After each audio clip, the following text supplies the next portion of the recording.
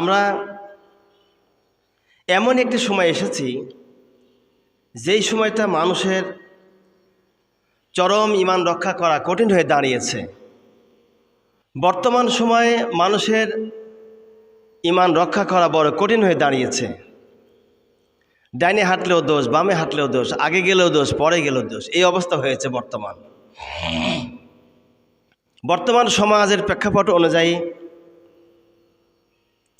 আল্লাহ রাব্বুল আলামিন এই জন্যই হযরত মুসা আলাইহিসসালামের যুগের কিছু কথা আল্লাহ পাক তুলে ধরেছেন কোরআনে কারিমার মধ্যে,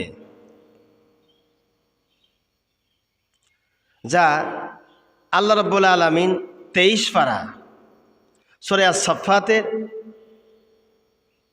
112 নম্বর আয়াতে কারিমা থেকে আমি তেলাওয়াত নিয়ে এসেছি। আজকের তেলাওয়াতে কালাম সূরা সাফফাত।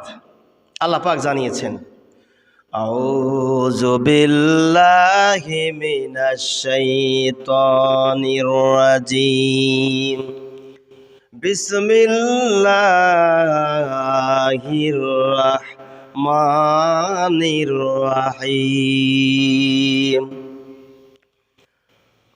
ওয়াবাশশারনাহু বিইসহাকা নাবিয়্যাম মিনাস সলিহিন। আল্লাহ পাক বলেন, আর আমি তাকে সুসংবাদ দিলাম ইসহাকের যে নেককারদের মধ্যে একজন নবী হবে। এরপর আল্লাহ জানিয়েছেন, ওয়াবারাকনা আলাইহি ওয়া আলা ইসহাকা ওয়া মিন যুররিয়াতিহা মুহসিনুন ওয়া যালিমুন লিনাফসিহি মুবিন। আল্লাহ রাব্বুল আলামিন জানিয়েছেন, শুধু সুসংবাদ দেই নাই, আমি আল্লাহ তার প্রতি বরকত নাজিল করলাম এবং ইসহাকের প্রতিও। আর আমি আল্লাহ তাদের আওলাদের মধ্যে কিছু লোক সৎকর্মশীল এবং কিছু লোক নিজ সত্তার প্রতি প্রকাশ্য জুলুমকারী বা তাদের আকীদা চলাফেরা উঠা বসার কারণেই তারা তো, আল্লাহ বলেন, কিছু সংখ্যক লোক আমি আল্লাহ ওরা নিজের সত্তার প্রতি প্রকাশ্য জুলুম করত, ওরা জুলুম করেছে। এরপর আল্লাহ জানিয়েছেন 114 নম্বর আয়াতে আল্লাহ পাক বলেন সূরা আস-সাফফাতের 23 নম্বর পর আল্লাহ জানিয়েছেন, ওয়ালাকাদ মানান্না আলা মুসা ওয়া হারুন। আল্লাহ জানিয়েছেন, নিশ্চয় আমি মুসা ও হারুনের প্রতি অনুগ্রহ করেছিলাম। মুসা নবীর প্রতি অনুগ্রহ আল্লাহ পাক করেছেন, হারুন আলাইহিস সালামের প্রতি আল্লাহ পাক অনুগ্রহ করেছেন। সুতরাং ওয়ানাজ্জাইনাহুমা ওয়া কাওমাহুমা মিনাল কারবিল আযীম। আল্লাহ পাক জানিয়েছেন, আমি তাদেরকেও তাদের কওমকে এক মহা সংকট থেকে মুক্তি দিয়েছিলাম। এরপর আল্লাহ পাক জানিয়েছেন, ওয়ানাসারনাহুম ফাকানু হুমুল গালিবিন। আর তাদেরকে সাহায্য করেছিলাম, ফলে তারাই হয়েছিল বিজয়ী। মুসা নবীর কওমের লোকের অত্যাচার করেছিল না, জুলুম করেছিল, নির্যাতন দিয়েছিল। আল্লাহ রাব্বুল আলামিন কি করলেন? সাহায্য করলেন। মুসা আলাইহিস সালাম বিজয়ী হলেন। সুবহানাল্লাহি বিহামদি। পরাজয় বরণ করলো ফেরাউন, নীল নদে ডুবে তাকে তার গোষ্ঠী সহকারে দুনিয়া থেকে বিদায় করে দিল আল্লাহ রাব্বুল আলামিন। এরকম ফেরাউন যদি বাংলার জমিনে কেন তাম পৃথিবীতে যদি আসে, আল্লাহ রাব্বুল আলামিন তাদের সম্পর্কে এই কথাগুলো কোট করেছেন, যাতে করে পরবর্তী যুগের সময় লোকেরা এসে ফেরাউনের মতো আচরণ চলাফেরা ওঠা বসা না করে। যদি করে, ফেরাউনকে যেমনভাবে মারা হয়েছে এক কায়দায়, আর পৃথিবীর জালেম শাসকদেরকে মারা হবে আর এক কায়দায়। সুতরাং আল্লাহ পাক জানিয়েছেন ওয়াতাইনাহুমাল কিতাবাল মুস্তাবিন। আল্লাহ বলেন আমি তাদেরকে সুস্পষ্ট কিতাব দান করেছিলাম আমি আল্লাহ। ওয়াহাদাইনাহুমা সিরাতাল মুস্তাকিম, আর তাদেরকে প্রদর্শন করেছিলাম সরল পথ। মুসা আলাইহিস সালামের কওমের লোকেরা সরল পথ পেয়েছিল, ঈসা আলাইহিস সালামের কিছু লোক সরল পথ পেয়েছিল, কিছু লোক সরল থেকে দূরে সরে পড়েছিল। আল্লাহ পাক জানিয়েছেন ওয়াতারাকুনা আলাইহিমা ফিল আখিরিন, পরবর্তীদের মধ্যে এই ঐতিহ্য চালু করলাম, সেই চালুটা কিয়ামত পর্যন্ত থেকে যাবে। আর এগুলো কোট করেছেন আল্লাহ রাব্বুল আলামিন কোরআনে কারিমার মধ্যে। আর আল্লাহ বলেন সালামুন আলা মুসা ওয়া হারুন, যে তারা বলবে সালাম হোক, তার মানে শান্তি হোক, মুসা হারুনের প্রতি, যে তারা বলবে মুসা নবীর প্রতি, হারুন আলাইহিস সালামের প্রতি শান্তি বর্ষিত হোক।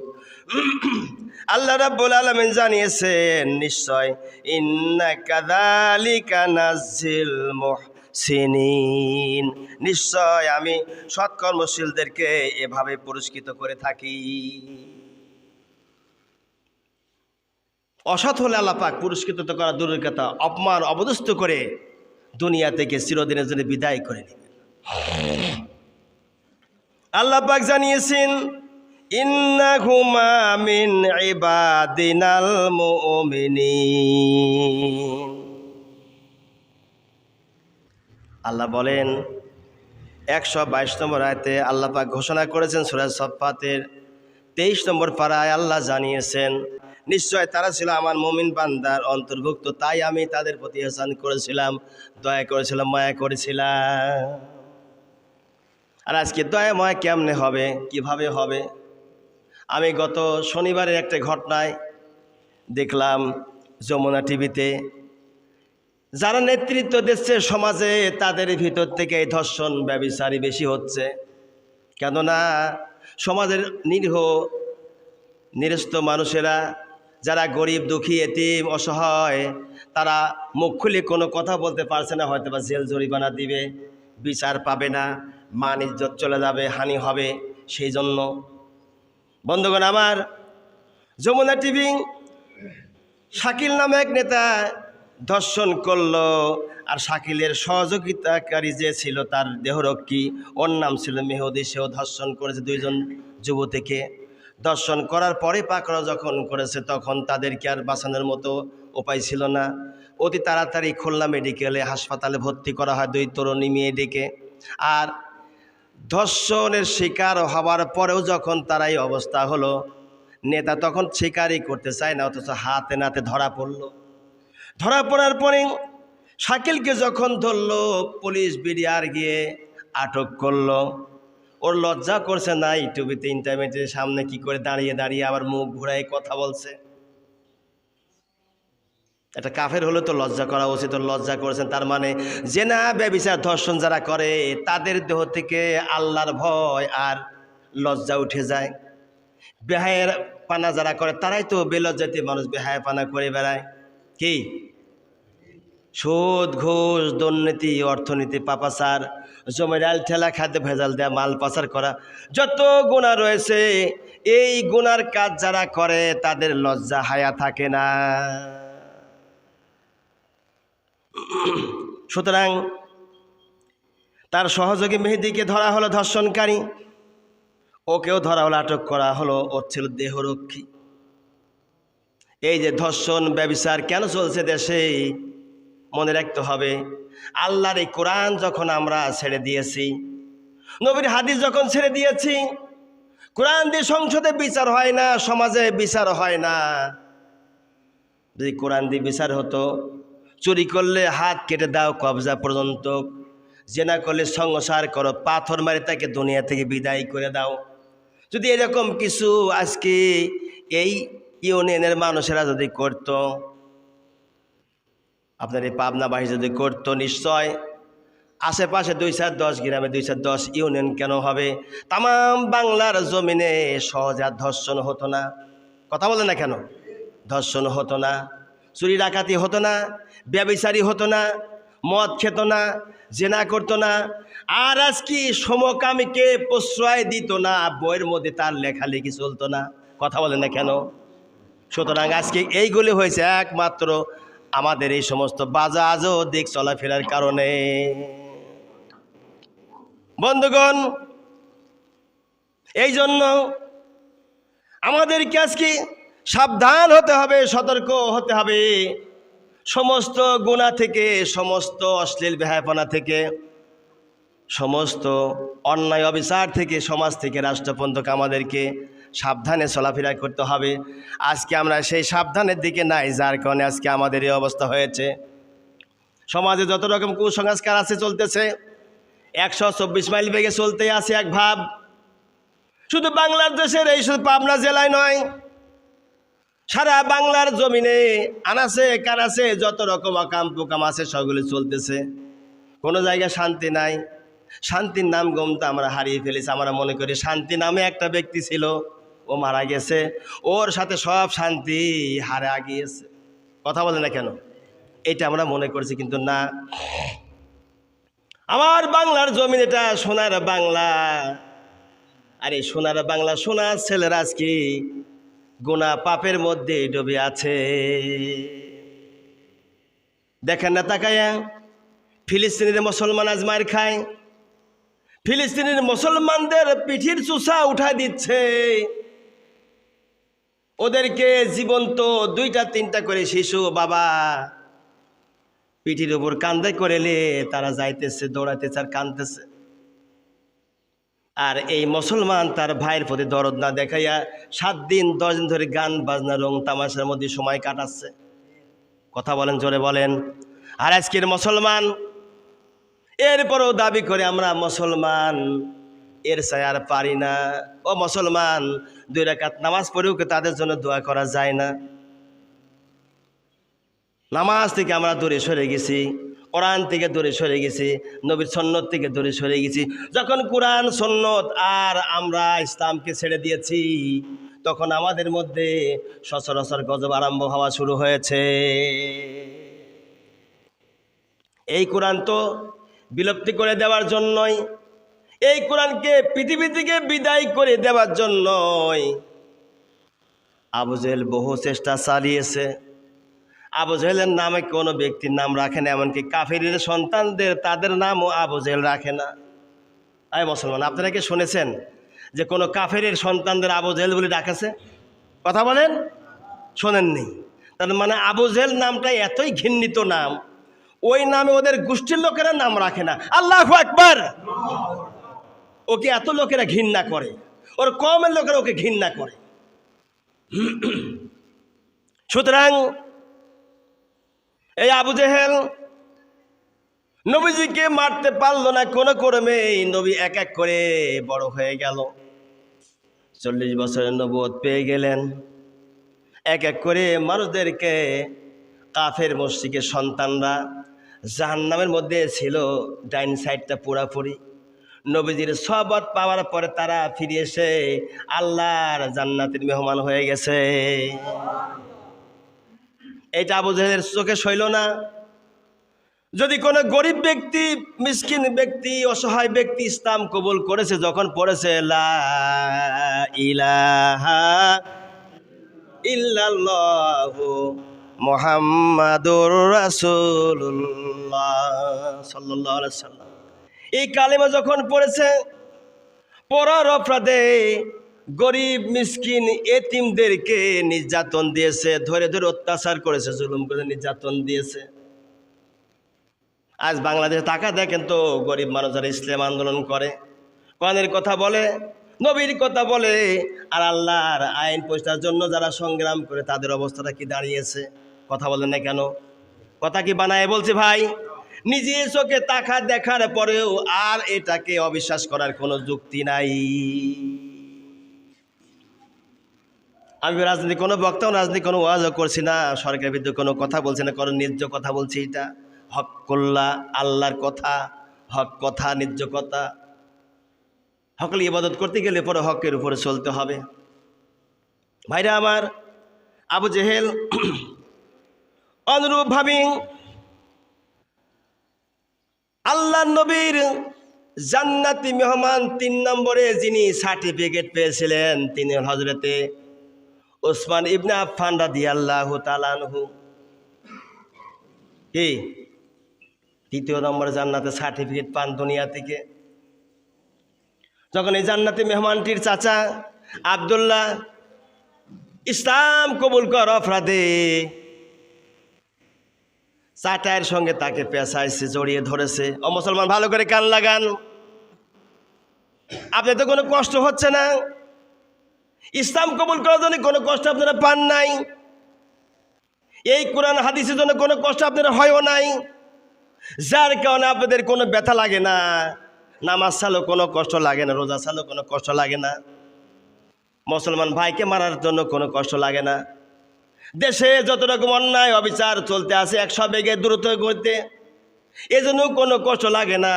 কারণ একটাই, আপনাদের কষ্টর কারণ ইসলাম আসে নাই, ইসলাম আসছে ওই সমস্ত লোকের জন্য যারা আল্লাহকে ভালোবাসে, কোরআনকে মহব্বত করে। কথা বলেন, কথা বলেন। সুতরাং হযরত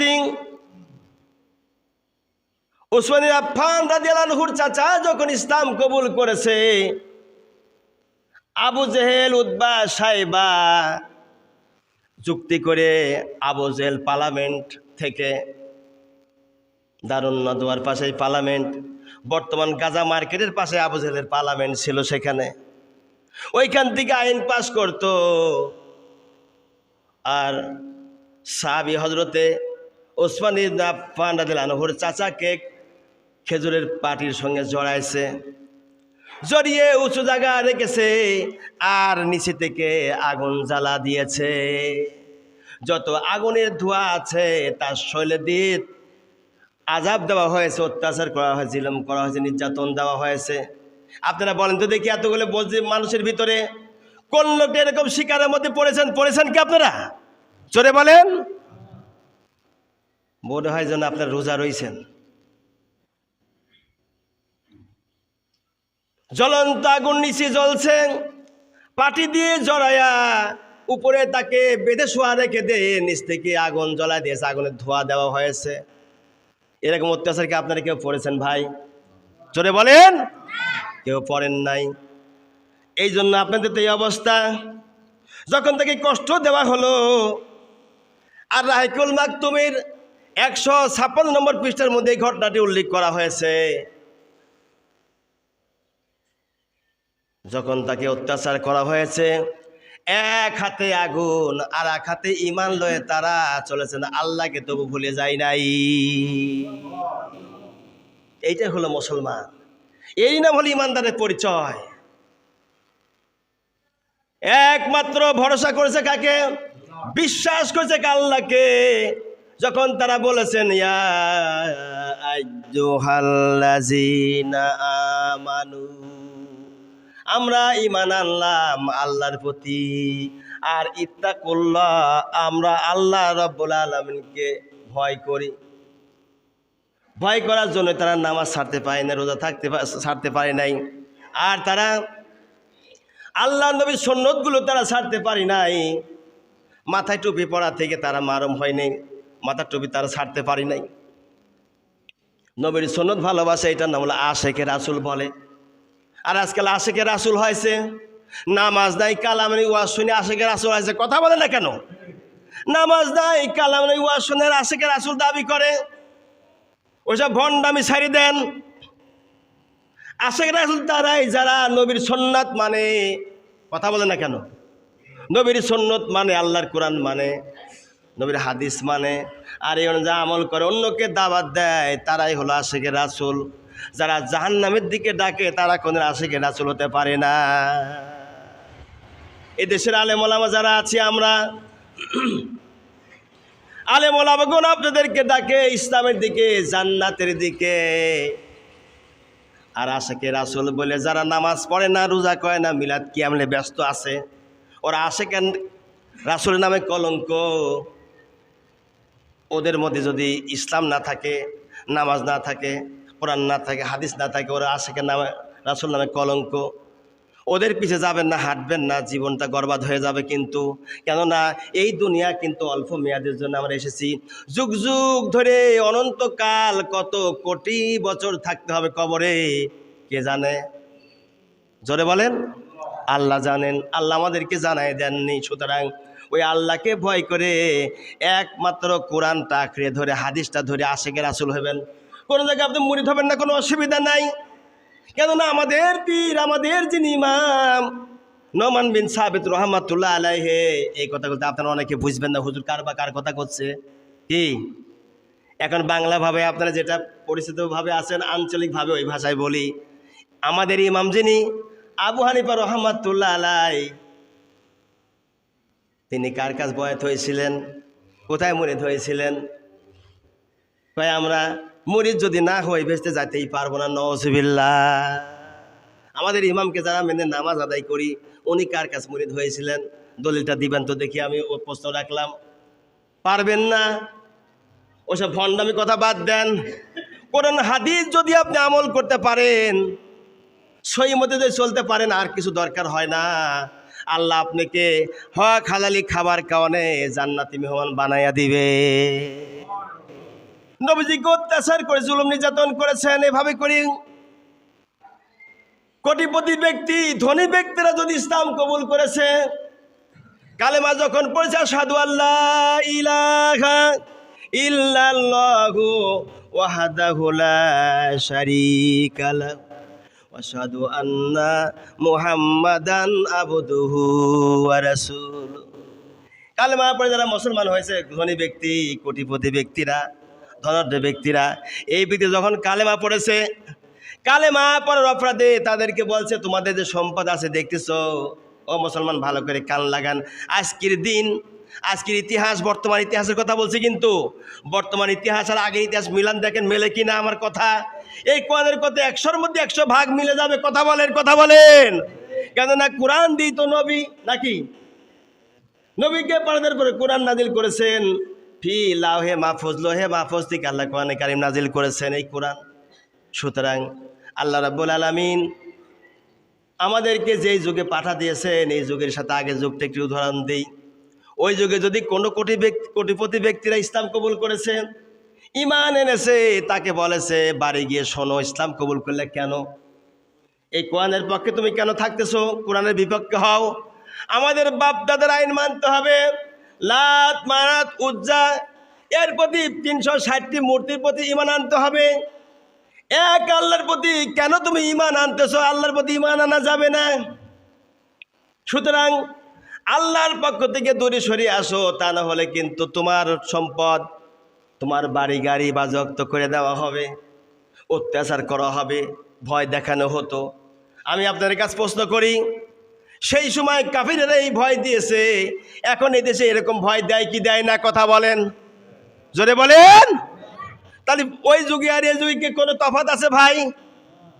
এইবার মিলে দেখেন, আপনি মলিও যে এই সাদা কাফনের কাপড় দিবে, আমি মলিও সেই সাদা কাফনের কাপড় দিবে। আপনি মলিও যে কবরে রাখবে মাটির নিচে, আমাকে ওই কবরেই রাখবে মাটির নিচে। কথা বলে না কেন? একই জায়গা রাখবে। যে আল্লাহ একই জায়গা রাখবে, ওই আল্লাহর কোরআন এই জমিনে কায়েম করার দরকার আমার সবার দরকার না একজনের দরকার? সবার দরকার। তাহলে যদি এই চেষ্টা না করে মারা যান, আপনার ঈমান থাকবে না। বন্ধুগণ আমার, এই কোরআন বিলুপ্তি করে দেওয়ার জন্যই, দুনিয়া থেকে বিদায় করার জন্যই আবু জেহেল ভান করলে আমার অসুখ হয়েছে। কি ভান করেছে?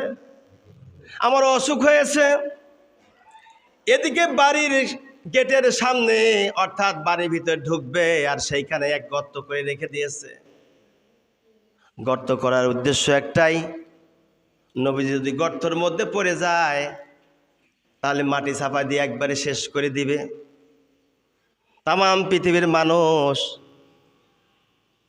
একদিক যদি হয়ে যায়, আর আমার আল্লাহ যে আর একদিক দিয়ে বলে মাথা চুল ধরলাম উপরে ওঠ, কারটা বেশি হবে? জোরে বলি, আল্লাহর ডার শক্তি বেশি হবে। আমার আল্লাহ রাব্বুল আলামিন যখন তার বন্ধুকে দাওয়াত দিল আবু জেহেলের পক্ষ থেকে, যে তার বাড়িতে অসুস্থতার কারণে আবু জেহেল তোমার চাচা ডাকতেছে ভাতিজা, লোকেরা খবর পৌঁছালো নবীজির কাছে। নবীজি যাবেন, প্রস্তুতি নিয়েছেন যাওয়ার জন্য। অমন সময় জিবরাইল ফেরেশতা আল্লাহ পাঠা দিয়েছেন।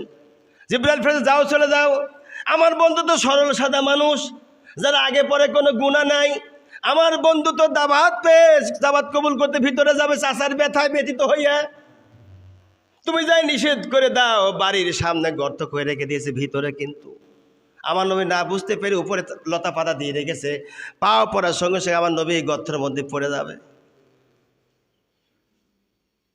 আল্লাহ নবীর কাছে ফেরেশতা এসে যখন জানায় দিলেন, ফেরেশতা যখন বললেন, হুজুর আবু জেহেলের বাড়িতে আপনি যাবেন না। কেন যাব না? আল্লাহ পাক জানিয়েছেন, আমাকে পাঠা দিয়েছেন, আবু জেহেল বাড়ির মধ্যে গর্ত খনন করে রেখে দিয়েছে, ও অসুখের ভান করেছে, আসলে তার অসুখ হয় নাই, আপনি সেখানে যাবেন না। গর্তের মধ্যে যদি পড়ে যান আপনি কিন্তু মাটি চাপা দিয়ে শেষ করে দেবে। এই জন্যে নবীজি বিরত থাকলেন, চার বাড়ি আর গেলেন না। এভাবে করে আল্লাহ নবীকে মারার জন্য অনেক রকম ষড়যন্ত্র করেছে, কিন্তু আল্লাহ নবীকে কে সাহায্য করেছে? এই জন্য আল্লাহর হাবিব বনী ইসরাইলের একটি ঘটনা শোনালেন, হাদিসের মধ্যে এসেছেন। নবীজি যখন বনী ইসরাইলের কাহিনী শোনাইতেছেন সাহাবায়ে কেরামদেরকে, সাহাবায়ে কেরাম বলছেন, হুজুর বনী ইসরাইলে এমন কি ঘটনা আছে? কয়, হ্যাঁ, 3 ব্যক্তির ঘটনা রয়েছে যা শুনলে তোমরা অবাক হয়ে যাবে। কোন 3 ব্যক্তি? নবীজি বললেন, 1 নম্বর যে ব্যক্তি ছিল, ওই ব্যক্তি ছিল কুষ্ঠরোগী। এই কুষ্ঠরোগী ব্যক্তিটা গায়ে শৈলে এত কুষ্ঠরোগ, কেউ তাকে দেখতে যাইতো না, তাকে দেখতো না, সমাজের লোক যাইতো না, কুষ্ঠরোগ ছড়ায় পড়বে, সে তার কাছে কেউ যেত না। আর নাম্বার 2, মাথা টাক পড়া। বাংলাদেশে 18 সালে একবার টাক পড়া টাকলা মুরাদ ভাইরাল হয়েছিল, মনে আছে আপনাদের? সেবার আমি সত্যি আরামবাড়ি মাহফিল করলাম, রান্না সর্দার চেয়ারম্যানের এলাকায়। টাকলা মুরাদ ভাইরাল হলো ওই সময়। তাহলে যদি টাকলা মুরাদের কথা ভাইরাল হয়ে গেল, তাহলে ওই টাকলা হলে কি হতো? ওর মাথা দেখলে লোকেরা বমি করতো, এত ঘৃণিত ছিল মাথা। টাকলা, টাক পড়া। টাক পড়া কোনো মানুষ যদি হয় তাকে বিয়েও করতে লোকে চায় না। কি সহজে বিয়ে করতে চায় নাকি? আজকাল মেয়েরা কিন্তু অনেক কিছু বাছাগুছা করে। ইমাম যখন বাছাগুছা করেন না ইমাম রাখার জন্য, ইমাম সৎ কিনা, ভালো কিনা, মিথ্যা কথা কয় কিনা, উনি আসলে ঠিক আছে কিনা, উনি কোনো বেদাত কাজে জড়িত আছে কিনা, উনি সেরেকি কাজে কোনো জড়িত আছে কিনা, ওনার সবস্তর কেমন, যেমন আপনারা দেখে শুনে ইমাম করেন, অনুরূপভাবে মেয়েরাও আজকাল কিন্তু সব কিছু দেখাশোনা করে। তাই যদি না হবে, নোয়াখালী থেকে এক ছেলে আসছে, পাবনার মেয়ে চলে গেছে বরিশালে ছেলে আসছে নোয়াখালী থেকে পাবনা। এভাবে করে আসা যাওয়া করে কি করে না? অহরহ করতে আছে। বন্ধুগণ, ভাইরা, মা বোনেরা, নবীজি বললেন 2 নম্বরের টাকলা ব্যক্তি। আর 3 নম্বর যিনি ছিল, সে ছিল অন্ধ, 2 চোখ দিয়ে কিছু দেখতো না, অন্ধ ব্যক্তি। এই 3 ব্যক্তির একটি ঘটনা তোমাদের শোনাইব। সাহাবায়ে কেরাম বললেন, হুজুর একটু শোনান, আমরা শুনতে চাই। নবীজি বললেন, কুষ্ঠরোগী যে ব্যক্তি ছিল, আল্লাহ পাক পরীক্ষা করার জন্য 3 ব্যক্তি বড় কষ্টের মধ্যে ছিল, আল্লাহর কাছে বারবার সাহায্য চেয়েছেন, আল্লাহ তাকে সাহায্য করেছেন, আবার পরীক্ষাও করেছেন, তারা উত্তীর্ণ হয় কি হয় না। কান লাগান ভালো করে মুসলমান। আল্লাহ রাব্বুল আলামিন ফেরেশতা পাঠা দিয়েছেন, কুষ্ঠরোগী কাছে গিয়ে বলছেন, আল্লাহর বান্দা অবস্থা কি? আমার ভালো না অবস্থা, সমাজে জামাতে আমি চলতে পারি না, লোকে আমাকে ঘৃণা করে, কি আমাকে দেখতে পারে না, আমার গায়ে কুষ্ঠরোগ, লোকে বলে আমাদের শরীরে ছড়ায় পড়বে, তাই তারা আমাকে দেখতে আসে না। তাহলে কি উপায় হবে? উপায় হলে একটাই, আমার এই কুষ্ঠরোগটা যদি ভালো করে দিতেন আমি খুব তৃপ্তি পেতাম, চিরকৃতজ্ঞ হইতাম। ফেরেশতা বলছেন, ঠিক আছে, তার শরীরে হাত বুলাইয়ে দিলে, এভাবে করে হাত বুলাইয়ে দিল, আর সঙ্গে সঙ্গে কুষ্ঠরোগ ভালো হয়ে গেল। পূর্বের চাইতে তার শরীরে আল্লাহ রহমতে, লা তাকনাতু মির রাহমাতিল্লাহ, আল্লাহর রহমত এত বেশি, যার শরীরে কুষ্ঠরোগ ভালো হয়ে গেল, পূর্বের চাইতে সুন্দর চামড়া গজায় গিয়েছে। জিজ্ঞাসা করলো, তোমার কি কোনো সম্পদ চাওয়ার কোনো পাওয়ার আছে? কয় হ্যাঁ আছে। কি সম্পদ চাও? আমি একটা উট চাই। গর্ভবতী একটা উট তাকে এনে দেওয়া হলো। আজকাল তো 2-3 বছর যদি সভাপতি থাকে, কোনো এক মাহফিলে গেলাম ওয়াজ করতে নওগাঁ, সেখানে এক ব্যক্তি বলতেছেন, আমি এই বাদে 3 বার মাহফিলের সভাপতি হওয়াতে আমি গর্ভবতী হয়েছি। গর্ভবতী মানুষ হয় 1 বছরে একবার হবে নাকি? 1 বছরে 3 জায়গার সভাপতি 3 বার গর্ভবতী হয়েছে। এই সমাজের আমাদের এমপির আবার ব্যবস্থাটা কি? হাই হাই রে, ফরিদপুর যিনি এমপি হয়েছে সালামি দিতে পারে না, বলছে সালাম কম। বিসমিল্লাহ রাহিম, ফরিদপুরবাসী কেমন আছেন? আমি আশ্চর্য হলাম, এই নাফরমানকে কে বানাইলো এমপি আমি বুঝলাম না। আল্লাহর নাম নিতে পারে না, কয় বিসমিল্লাহ রাহিম। অথচ খেলোয়াড় নাকি সে 1 নম্বর বাংলাদেশের, আবার সে সালাম দেয় সালাম কম। বিশ্বাস না করেন ইউটিউবে ঢোকেন, দেখেন সত্য না মিথ্যা বলতেছি কথাগুলো। নবীজি বলছেন, যখন যে দেশের মানুষ অযোগ্য মানুষ নেতা কর্তা হয়, ওই দেশে আল্লাহর গজব হয়। দেখেন তো আজ করোনা ভাইরাস দেশে আসলো না, মহামারী একের পর এক আসতেই আছে। আগে হয়েছিল একবার ঝিনঝিনি বিরাম। এই যে কেন এগুলো হচ্ছে? আমি আপনার মুসলমান, সবার জন্য কোরআন নাকি ভাই আমার জন্য একা? কথা বলেন, সবার জন্য কোরআন, তাহলে সবাইকে মানতে হবে এই কোরআন। আমি ওদিকে আমার আলোচনা নয়, আলোচনা যেদিকে সেদিকে আমি যাই। 2 নম্বর যে ব্যক্তির কথা বলতেছিলাম, এরপরে বলল, টাকলারে তোমার অবস্থাটা কি? কয় আমার টাক মাথা, কেউ আমাকে দেখতে পায় না, টাকটা যদি ভালো হইতে বড় খুশি হইতাম। ঠিক আছে, আমি একটু শর্টকাটে নিয়ে আসতে, কথাগুলো সময় নাই। গায়ের উপরে হাত বুলায় দিল, সঙ্গে সঙ্গে টাকলা ভালো হয়ে গেল। এত সুন্দর চুল গজাইল, বর্তমান ছেলেরা যদি দেখতো ভাইরাল হয়ে যায় তোর চুলটা আগে।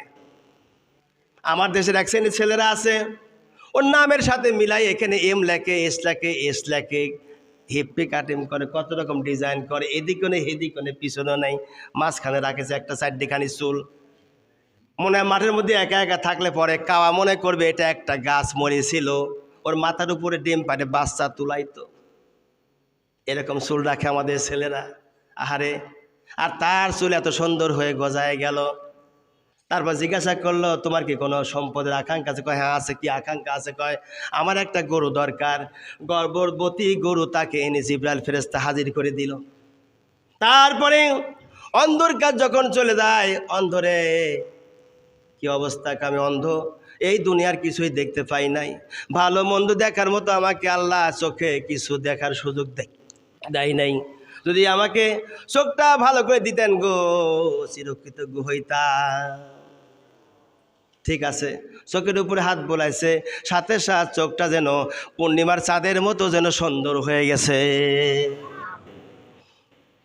বলা হলো, অন্ধকে, অন্ধ তোমার কি কোনো আশা আছে? হ্যাঁ আশা আকাঙ্ক্ষা আছে।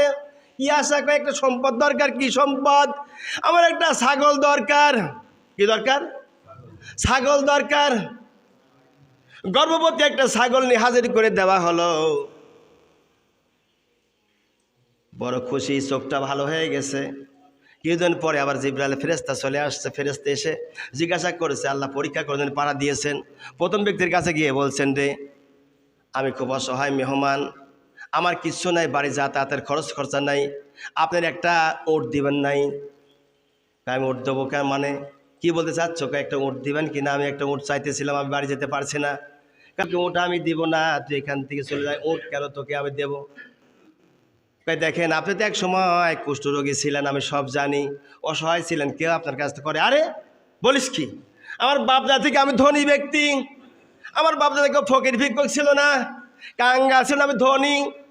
ফেরেশতা বলতেছেন, তুমি যে ধনী ছিলে না, ভালো ছিলে, সেটা অন্তত আমি জানি।